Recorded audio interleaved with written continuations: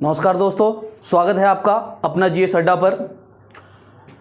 आज जो हमारा टॉपिक है भारत का भौतिक विभाजन।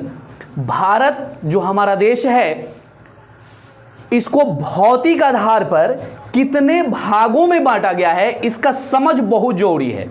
जब आप पूरे भौतिक आधार पर भारत को विभाजित कर लेते हैं, अपने दिमाग में इसका सेटअप डाल लेते हैं, फिर भूगोल विषय से संबंधित कोई भी टॉपिक भारत के बारे में जो आप पढ़ेंगे आसानी से समझ में आएगा।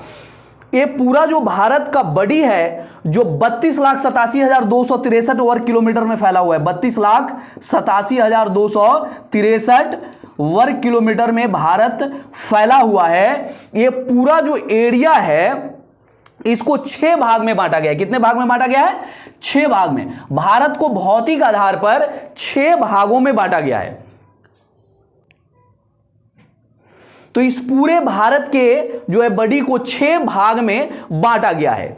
ये बांटने विभाजन का जो ये आधार है, ये भारत का जो भूमि है इसके विविध स्वरूप के आधार पर इसको बांटा गया है। भारत के अंदर कहीं पर्वत, कहीं पठार, कहीं मैदान, तो इन सभी को अलग अलग भूभागों में जो है बांटा गया। तो कुल 6 भाग में भारत को बांटा गया है। वो 6 भाग है। सबसे तो पहला हमारा जो है सबसे उत्तर का हिस्सा जो भारत का है वो जो है उत्तर का पर्वतीय प्रदेश या उत्तर का पर्वतीय क्षेत्र। ये जो लद्दाख, जम्मू कश्मीर का ये एरिया है, ये उत्तर में पूरा जो है पर्वतीय क्षेत्र है। तो भारत के उत्तरी हिस्से में ये पूरा भाग जो है पर्वतों का है।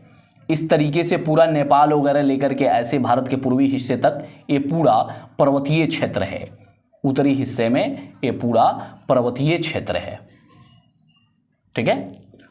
तो नंबर 1, भारत को उत्तरी हिस्से से जब हम बांटते हैं तो पहला आता है उत्तर में पर्वतीय प्रदेश, जिसमें पूरा जो है हिमालय रेंज का पर्वत जो है फैला हुआ है। दूसरा, मध्यवर्ती विशाल मैदान। दूसरा जो इंपॉर्टेंट भाग है यहां भारत में वो है मध्यवर्ती विशाल मैदान। तो ये विशाल मैदान ये पूरे पंजाब उंजाब का इलाका लेकर के बिहार, उत्तर प्रदेश का ये एरिया, असम तक का ये बीच में मैदानी क्षेत्र है। ये पूरा मैदानी क्षेत्र है। भारत का बृहद मैदान या विशाल मैदान इसे कहते हैं। पूरा मैदानी क्षेत्र है। यहां पर भारत का सबसे ज्यादा जो है डेंसिटी है, पॉपुलेशन डेंसिटी इसी मैदानी भाग में सबसे अधिक है। तीसरा जो हिस्सा है इंपॉर्टेंट वो है भारत का प्रायद्वीपीय पठार। दो त्रिभुजाकार रूप में भारत के दक्षिणी हिस्से में फैला हुआ है प्रायद्वीपीय भारत का पठार, जो प्राचीन गोंडवाना लैंड का हिस्सा है। यह प्रायद्वीपीय भारत का पठार प्राचीन गोंडवाना लैंड का हिस्सा है। अगर इसको हम देखें तो इस तरह से ये नीचे का पूरा हिस्सा जो है प्रायद्वीपीय भारत का पठार है। ठीक है। ये नीचे का हिस्सा त्रिभुजाकार रूप में ये तो दक्षिण भारत का ये हिस्सा पूरा जो है प्रायद्वीपीय पठार का हिस्सा है। ये त्रिभुजाकार रूप में जो है दक्षिण भारत में फैला हुआ है। इसके लिए कोई शेडिंग दे देते हैं क्योंकि ये हिस्सा कटा हुआ है जो पश्चिमी घाट है और इधर से ये पूर्वी घाट है और ये दोनों जो है आपस में मिला हुआ है, पश्चिमी घाट और पूर्वी घाट। जो आगे हम इसको पर्वत वाले चैप्टर में इसको क्लियर करेंगे। भारत के पर्वतीय जो पूरा पर्वत का रेंज है, पर्वत रेंज और भारत के सभी पर्वतों के बारे में आगे दूसरे वीडियो में हम लोग करेंगे। यहां पर ये जान लेते हैं कि त्रिभुजाकार रूप में जो बीच का हिस्सा है ये पूरा हिस्सा प्रायद्वीपीय भारत का पठार है। ये इलाका पूरा पठारी इलाका है। एक खनिज संपदा के दृष्टिकोण से भारत का सबसे धनी इलाका यही है। भारत में मैक्सिमम जो खनिज है इन्हीं बेल्टों में जो है पाया जाता है। ये वाला जो हिस्सा है ये पश्चिमी घाट कहलाता है और ये हिस्सा पूर्वी घाट, घाट बोलते हैं पर्वत को, ये पश्चिमी घाट और पूर्वी घाट, और ये जो है भारत का यहाँ से बाउंड्री है। तो इसके जो इस एरिया में, बीच वाले एरिया में जो है ये जो बीच का इलाका है इसी को कहते हैं समुद्र तटीय मैदान। इसको कहते हैं समुद्र तटीय मैदान, क्योंकि भारत के इस हिस्से में यहां पर बंगाल की खाड़ी है, बंगाल की खाड़ी, बंगाल की खाड़ी, और इस हिस्से में इधर अरब सागर है, अरब सागर, दोनों समुद्र तट है। तो इसलिए इस तट रेखा से इस घाट जो बोले पश्चिमी घाट और ये पूर्वी तट रेखा से ये जो पूर्वी घाट पर्वत है इसके बीच का जो रेंज है जो अलग शेडिंग से हम दिखाए हैं, ये एरिया पूरा का पूरा तटीय मैदान कहलाता है, जो हम लिखे हैं समुद्र तटीय मैदान। ये हमारा चौथा भूआकृति है भारत का, समुद्र तटीय मैदान। तीसरा था ये बीच का जो है त्रिभुजाकार क्षेत्र, ये था हमारा प्रायद्वीपीय भारत का पठार। उसके बाद एक चौथा रेंज है हमारा, एक पांचवा रेंज है मरुस्थल का। तो मरुस्थलीय जो रेंज है इस हिस्से में जो पूरा राजस्थान वाला जो एरिया है ये पूरा ये मरुस्थलीय है, ठीक है। इसको हम डॉट डॉट शेडिंग से दिखा लेते हैं। ये पूरा राजस्थान का जो थार का मरुस्थल है, थार का मरुस्थल जो भारत से लेकर के पाकिस्तान तक में विस्तृत है, और इधर ये थोड़ा सा ये मैदान का ही इलाका है। यहाँ कच्छ के रण है, ये भी एक तरह का मरुस्थल ही है, डेजर्ट एरिया ही है, ठीक है। कच्छ के रण जो गुजरात का है वो भी मरुस्थलीय हिस्सा ही है।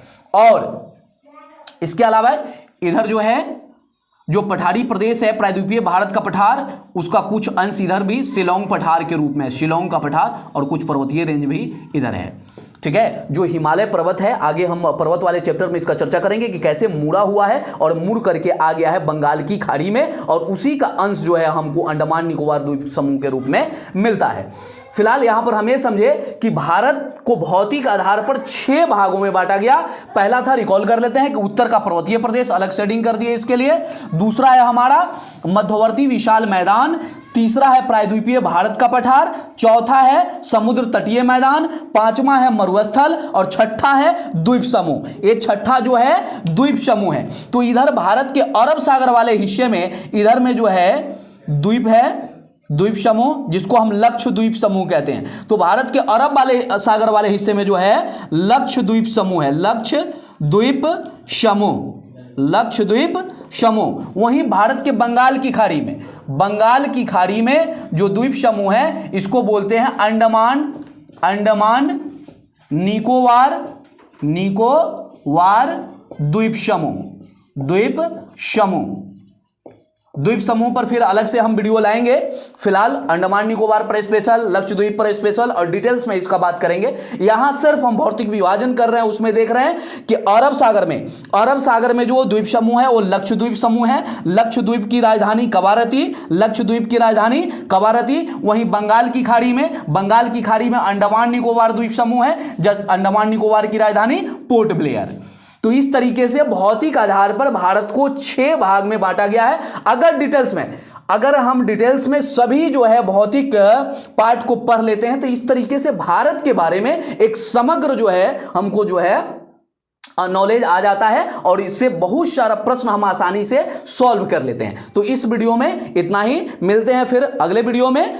इस तरह से आप आगे भी वीडियो में बने रहे, चैनल को सब्सक्राइब करें, वीडियो को लाइक करें और दोस्तों को शेयर करें। Thank you.